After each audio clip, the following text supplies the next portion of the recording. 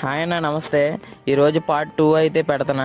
పందిరి కోసం ఈరోజు కొబ్బరి తోటలోకి వచ్చాం మా నాన్న నేను. మనం ముందుగానే కర్రలు అయితే పాతేసుకున్నాం. అది పార్ట్ 1లో ఉంది. పార్ట్ 1 వీడియో చూడలేదంటే మన ఛానల్లోకి వెళ్ళి చూడొచ్చు. కొబ్బరి తోటలోకి అయితే మనం వచ్చేసాం. ఈ కొబ్బరి తోటలో వ్యూలు చూస్తుంటే మామూలుగా లేవు.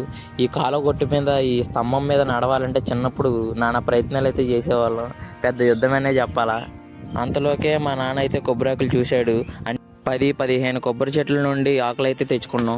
ఆకులు తెచ్చి కట్ట కింద అయితే పోగేసాం. అంతలోనే అయితే చల్లని గాలి అయితే వేసింది. ఆ చల్లని గాలికి మనం ఎన్ని బాధలు ఉన్నా కానీ మర్చిపోతాం అనమాట. అంత మంచిగా అయితే ఈ గ్రీనరీ ఉంది. ఈ ఎండిన కొబ్బరి ఆకులన్నీ ఇది కట్ట అయితే కట్టేసాం అనమాట. మనం అయితే దాన్ని పైకి లేపుకొని భుజాన్ని వేసుకుని పట్టుకుని మా నాన్న నేనైతే నడుచుకుంటూ అయితే ఇంటికి వచ్చేసాం. మన పెద్దలు ఎప్పుడు కొబ్బరాకులే పందిరాకులకి ఏమన్నారు, ఎందుకంటే పందిర్లు వేసుకుంటే కింద కూర్చుంటే వెళ్ళే చల్లగా నిద్ర పట్టిద్ది.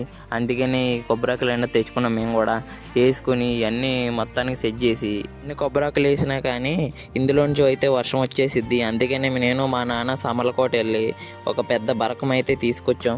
ఫైనల్గా ఆకులు వేసిన తర్వాత పాకైతే ఎలాగుంది. ఫైనల్గా బరకం అయితే దాని మీద కప్పేసాం. అయితే చాలా బాగా అయితే వచ్చిందనమాట. ఇప్పుడు వర్షం పడినా కానీ దాంట్లోంచి నీళ్ళు అయితే కారవు. కింద అయితే చాలా బాగుంటుంది. మొత్తానికి నేను మా నాన్న అయితే పాకైతే కట్టేసాం. ఇప్పుడు వరకు చూసిన ప్రతి ఒక్కరికి థ్యాంక్స్ అన్న. ఎలాంటి మరిన్ని వీడియోలు చూడడానికి లైక్ అండ్ సబ్స్క్రైబ్ చేయండి అన్న.